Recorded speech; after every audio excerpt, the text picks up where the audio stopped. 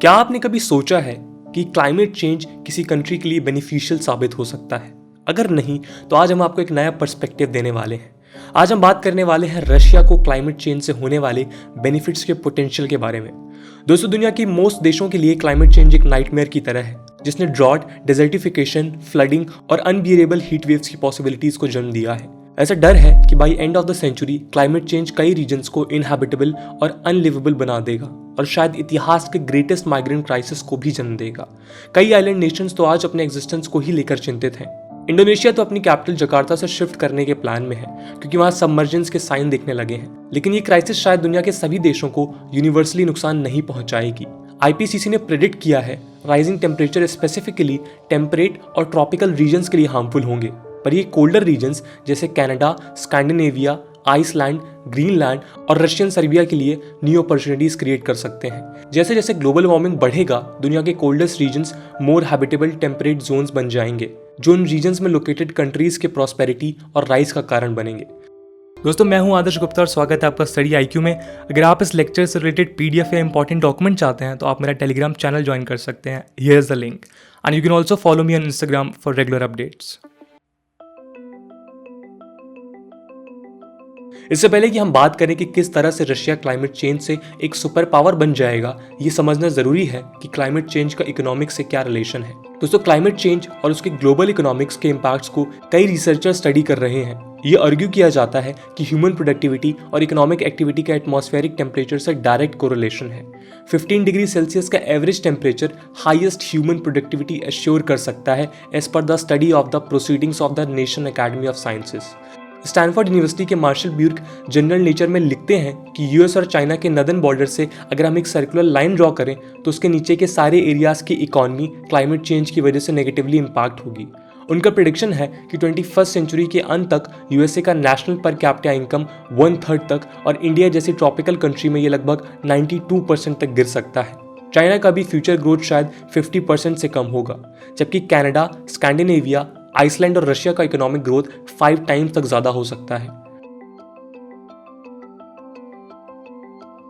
WMO claim करता है कि अगर करंट वार्मिंग ट्रेंड कंटिन्यू रहा तो 21st सेंचुरी के अंत तक global temperature 3 to 5 degree Celsius बढ़ जाएगा। ये एक भयावह प्रेडिक्शन है, क्योंकि most scientist and policy makers 2 degree Celsius से ज्यादा के राइज के इम्प्लीकेशंस को काफी डेंजरस बोलते हैं। इसलिए आईपीसीसी ने टेम्परेचर राइज को 1.5 डिग्री सेल्सियस पर लिमिट करने की बात कही है। इसके अलावा WMO के हिसाब से 2005 से 2015 के बीच में एवरेज सी राइज 3.6 मिलीमीटर पर ईयर था। US national oceanic atmospheric administration ने क्लेम किया है कि आर्कटिक का थिकेस्ट आइस शीट 95% तक डिक्रीज हुआ है। इस क्लाइमेट चेंज से होने वाले सबसे मेजर चेंजेस में rising sea levels, higher ocean temperature, abrupt और चेंजिंग रेनफॉल पैटर्न्स और थॉरिंग परमाफ्रॉस्ट इंक्लूडेड है। क्लाइमेट चेंज से फूड सिक्योरिटी रिस्क और वाटर क्राइसिस के रिस्क भी बढ़ जाएंगे और ये हेल्थ रिस्क को भी बढ़ा सकता है। ऐसा इसलिए क्योंकि ट्रॉपिक्स में लिमिटेड वेक्टर बॉर्न डिजीजेस जैसे डेंगू और मलेरिया वार्मर टेम्परेचर रीजन्स को भी इम्पैक्ट कर सकेंगे। बायोडाइवर्सिटी लॉस, कोरल्स का डिस्ट्रक्शन एक्सेट्रा भी क्लाइमेट चेंज के नेगेटिव इम्पैक्ट्स हैं, जो बाकी इम्पैक्ट्स के साथ मिलकर दुनिया भर की इकोनॉमी, सोसाइटी और पॉलिटी को बदल कर रख देंगे। इस कॉन्टेक्स्ट में सबसे बड़ा प्रॉब्लम होगा climate induced migration. The New York times और ProPublica के हिसाब से 2017 तक लगभग 300 करोड़ लोग खुद को हार्शर क्लाइमेट्स में पाएंगे, जो मिलियंस के माइग्रेशन का कारण बनेंगे। People from tropical and temperate regions colder region जैसे कनाडा, स्कैंडिनेविया और रशिया की तरफ माइग्रेट करने पर मजबूर हो जाएंगे। करंट माइग्रेंट क्राइसिस ने जैसी सोशियो पॉलिटिकल और इकोनॉमिकल प्रॉब्लम्स को यूरोप में क्रिएट किया है, वैसे ही प्रॉब्लम्स फ्यूचर में भी इमर्ज हो सकती हैं।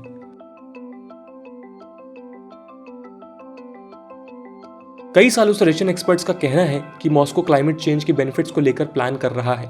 मार्च 2017 में प्रेसिडेंट पुतिन ने खुद एक्सेप्ट किया कि melting of Arctic ice Russia के लिए इमेंसली बेनिफिशियल है। जहां एक तरफ most American power houses climate change vulnerable coastal cities में है, वहीं दूसरी तरफ रशियन पावर हाउसेस में से केवल 3 सिटीज सेंट पीटर्सबर्ग, व्लादिवोस्टॉक और मखैचकला ही करंटली कोस्टल एरियाज में है। इसलिए रशिया को क्लाइमेट चेंज मिटिगेशन में इन्वेस्ट करने की जरूरत भी कम पड़ेगी और वो इस इन्वेस्टमेंट को बाकी के एरियाज में शिफ्ट कर इकोनॉमी को बूस्ट कर सकते हैं।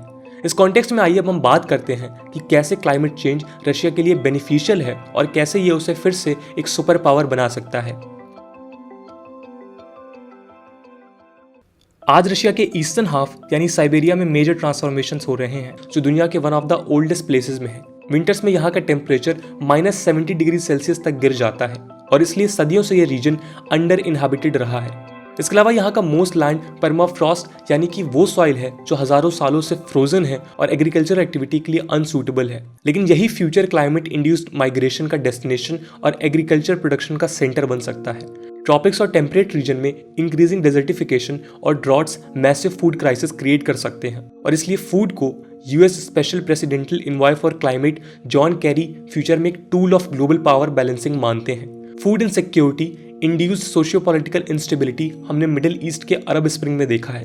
वहां हुए फूड राइट्स और पॉलिटिकल इंस्टेबिलिटी में फूड प्राइसेस और शॉर्टेज का बड़ा रोल था, जिसका मेंशन क्रिस्टोफर बी बैरेट अपनी किताब food security and socio political stability में कर चुके हैं।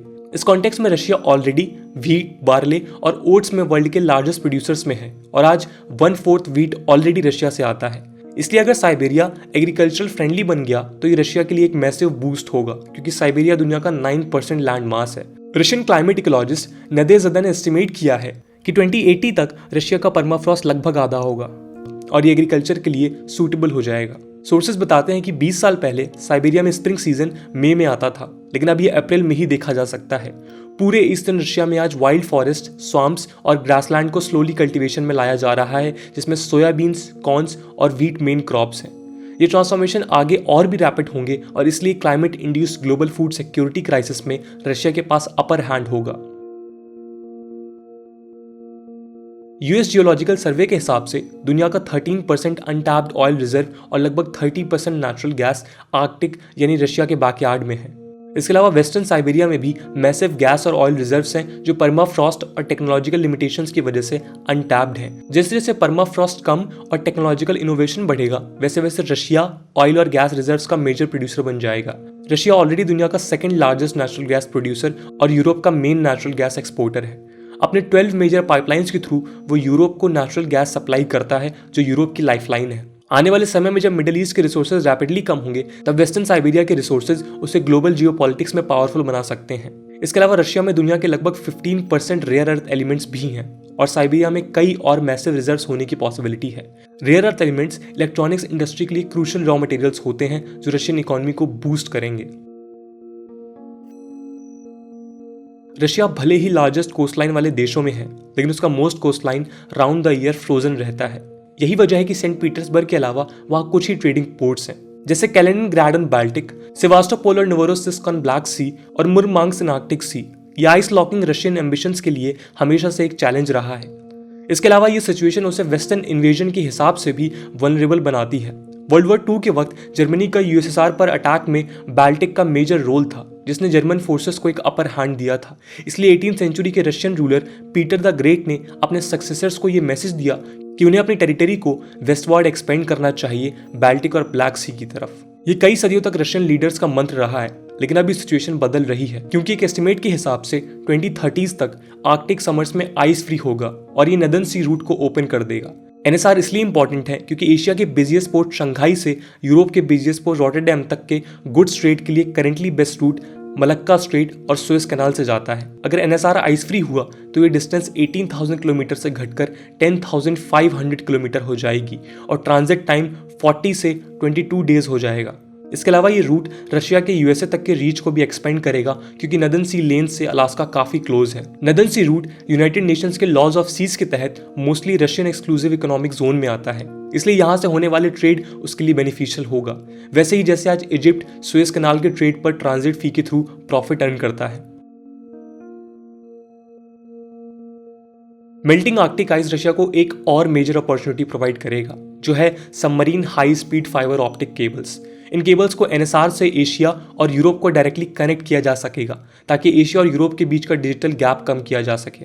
करेंटली इनमें से मोस्ट केबल्स ट्रॉपिकल वाटर्स में हैं और रेयरली ही कोई केबल डायरेक्टली एशिया और यूरोप को कनेक्ट करती है। ये केबल्स दुनिया के 95% डेटा और वॉइस ट्रैफिक को कंट्रोल करती हैं और इसलिए ये रशिया के जियोपॉलिटिकल इन्फ्लुएंस को एशिया और यूरोप दोनों कॉन्टिनेंट्स में मैसिव पुश दे सकती हैं। अमेरिका के स्ट्रैटेजिक चैलेंजेस भी रशिया को सुपर पावर की तरह इमर्ज होने में मदद करेंगे। सी लेवल राइज 2050 तक 14 मिलियन अमेरिकन्स को डिस्प्लेस कर सकता है और उसके दुनिया भर में फैले मिलिट्री इंस्टॉलेशंस भी सी लेवल राइज के प्रति काफ़ी वनरेबल हैं, स्पेशली जो पैसिफिक आइलैंड्स में लोकेटेड हैं।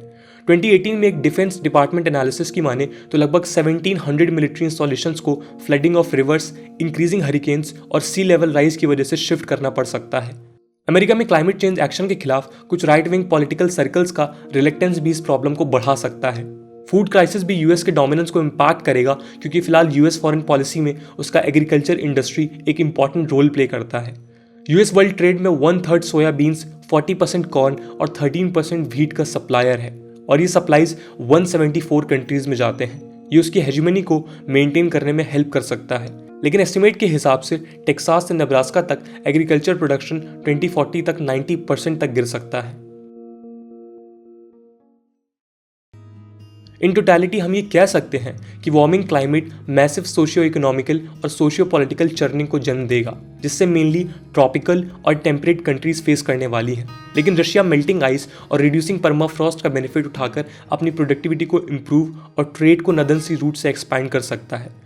इकोनॉमिक ग्रोथ का स्पिल ओवर इफेक्ट उसके मिलिट्री एक्सपेंशन में पड़ेगा और बूस्ट इन एग्रीकल्चर रशिया को फ्यूचर में एक मेजर ग्लोबल पावर बना सकते हैं। लेकिन मार्शल ब्यूर कहते हैं कि ऐसा नहीं है कि रशिया इजीली इन बेनिफिट्स को यूटिलाइज कर लेगा, क्योंकि उसका पॉपुलेशन काफी कम है और साइबेरिया में सेटलमेंट्स को एस्टैब्लिश करने, एग्रीकल्चर को बढ़ा देने और इंडस्ट्रीज के एक्सपेंशन के लिए वर्कफोर्स की जरूरत होगी। ये प्रॉब्लम्स अगर रशिया सॉल्व नहीं कर पाया तो न्यू अपॉर्चुनिटीज यूजलेस होंगी। इस पॉपुलेशन प्रॉब्लम का सोल्यूशन शायद क्लाइमेट इंड्यूस माइग्रेशन हो सकता है। अगर रशिया अपने डोमेस्टिक जेनोफोबिया को कंट्रोल कर न्यू माइग्रेंट्स को साइबेरिया में सेटल होने की परमिशन देगा। अब रशिया कैसे इन अपॉर्चुनिटीज को यूटिलाइज करेगा और क्लाइमेट चेंज एग्जैक्टली कैसे दुनिया के सोशियो पॉलिटिकल सिस्टम्स को चेंज करेगा, ये तो आने वाला समय ही बताएगा। दोस्तों, आज की वीडियो के लिए इतना ही। आई होप आपको ये वीडियो पसंद आई होगी, और अगर पसंद आई है तो अपने दोस्तों के साथ शेयर करना ना भूलें। मिलते हैं अगले वीडियो में, तब तक के लिए जय हिंद, जय भारत।